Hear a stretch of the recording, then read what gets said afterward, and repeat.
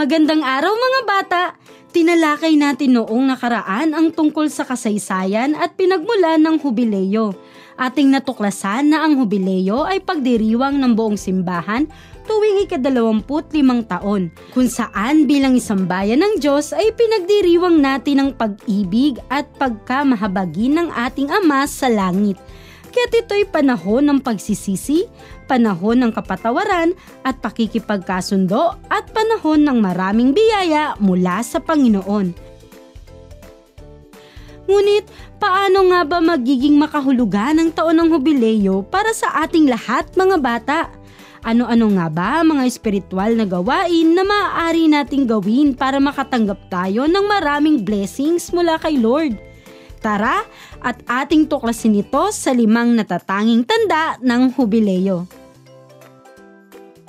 Unang tanda, ang paglalakbay. Sa panahon ng Hubileo mga bata, inaanyayahan tayong mag-pilgrimage o maglakbay sa mga banal na lugar, gaya ng mga simbahan na itinalaga ng obispo bilang mga Jubilee churches. Kapag tayo ay naglalakbay, hindi lamang tayo nagtutungo sa isang lugar.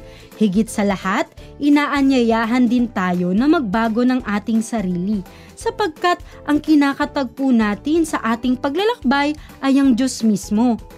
Kaya't ang pilgrimage o paglalakbay ay isang karanasan ng pagbabagong anyo, pagbabago ng ating isip, puso, ng ating buong pagkatao upang iayon ito sa kabanalan ng Diyos.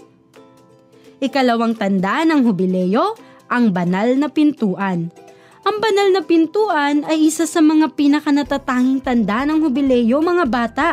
Sa pasimula ng pagdiriwang ng Hubileo, ang isang natatanging pinto ng Basilika ng St. John Lateran sa Roma na kung tawagin ay Jubilee Door ay binubuksan ng Santo Papa upang ang mga manlalakbay na Kristiyano na magtutungo sa simbahang iyon ay makapasok sa banal na pintuang ito at makatanggap ng mga biyaya mula sa Panginoon. Ang pagdaan sa Jubilee Door mga bata ay nagpapaalala sa atin sa pahayag ni Kuya Jesus sa banal na kasulatan na nagpapakilala ng kanyang sarili.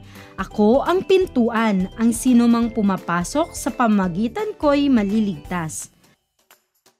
Ang pinto ng simbahan ay isang daanan na naghahatid sa mga manlalakbay tungo sa loob nito. Para sa ating mga Kristiyano, mga bata, ang simbahan ay hindi lamang isang sagradong lugar na dapat nating puntahan ng may paggalang at angkop na pag-uugali at pananamit. Higit sa lahat, ang simbahan ay isang tanda ng mga mananampalataya na nagbubuklod sa ngalan ni Kuya Jesus at sa pamamagitan ni Kuya Jesus. Kaya't ang simbahan ay mahalagang lugar para sa ating lahat bilang isang komunidad ng mga mananampalataya. Ang Basilika ng St. John Lateran sa Roma mga bata ay ang katedral ng Santo Papa bilang obispo ng Roma.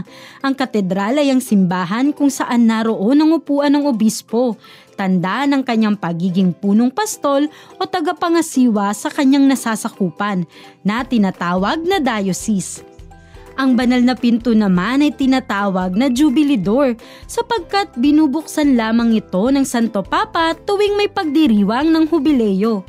Kasabay ng pagbubukas ng Santo Papa ng banal na pinto ng Basilika ng St. John Lateran, ang mga obispo naman sa iba't ibang panig ng daigdig ay magbubukas din ng kani-kanilang Jubilee Door upang ang mga Kristiyanong Katoliko na hindi makakapunta ng Roma ay makapunta sa kanilang katedral at mga Jubilee churches upang makatanggap din ng kaukulang mga biyaya.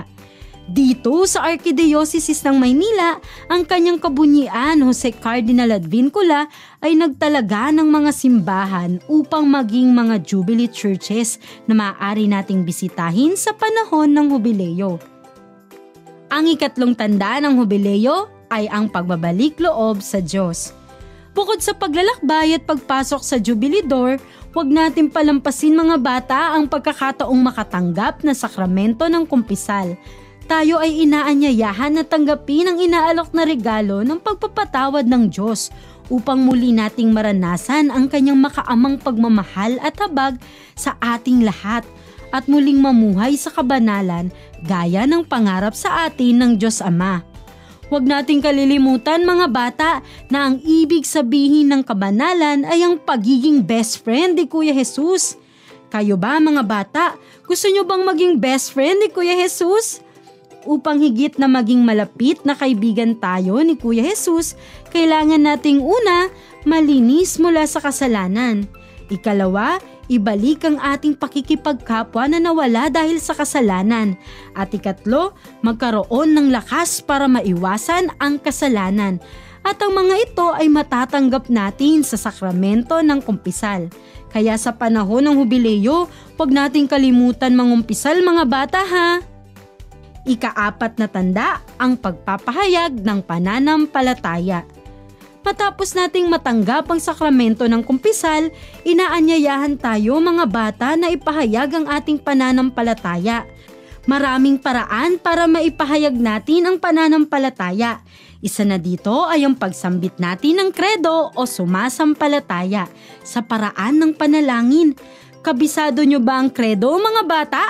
Ang pagdarasal natin ng kredo ay isang tanda ng ating pagiging mga binyagang Kristiyano mga bata. Isang tanda ng ating pakikiisa sa Diyos Ama, Anak at Espiritu Santo at pakikiisa natin sa buong simbahan na siyang nagtuturo sa atin ng pananampalataya. Sa sulat ni St. Paul sa mga taga-Roma ay sinabi niya, kung ipahahayag ng iyong bibig na si Jesus ay Panginoon at buong puso kang sasampalataya na siya'y muling binuhay ng Diyos, maliligtas ka, sapagkat sumasampalataya ang tao sa pamamagitan ng kanyang puso at sa gayon ay itinuturing na matuwid ng Diyos. Nagpapahayag naman siya sa pamamagitan ng kanyang bibig at sa gayon ay naliligtas.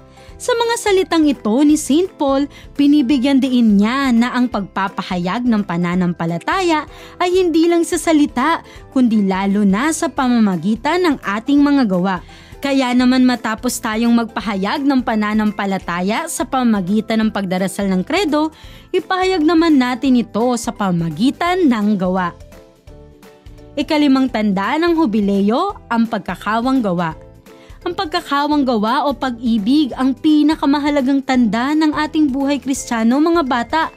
Mas magiging maganda at makahulugan ang pagdiriwang natin ng hubileo kung ang ating paglalakbay, pagpasok sa jubilidor, pangungumpisal at pagpapahayag ng pananampalataya ay sasamahan natin ng pagmamahal sa pamamagitan ng pagkakawang gawa o paggawa ng kabutihan para sa ating kapwa, lalong-lalo na sa mga mahihirap at nangangailangan.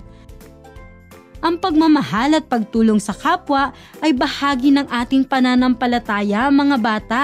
Kung minamahal natin ang Diyos, dapat minamahal din natin ang ating kapwa-tao. Tandaan natin na ang pag-ibig ay nakakaalis ng maraming kasalanan at tanda ng isang tunay na tagasunod ni Kuya Jesus. O ayan mga bata, huwag nating kalimutan ang 5 tanda na dapat nating gawin para magkaroon tayo ng isang maganda at makahulugang pagdiriwang ng hubileo. Ang paglalakbay, pagpasok sa jubilidor, pangungumpisal, pagpapahayag ng pananampalataya at ang pagmamahal. Excited na ba kayo sa pagdiriwang natin ng Jubilee Year? Halina at masaya nating ipagdiwang ang ating pananampalataya.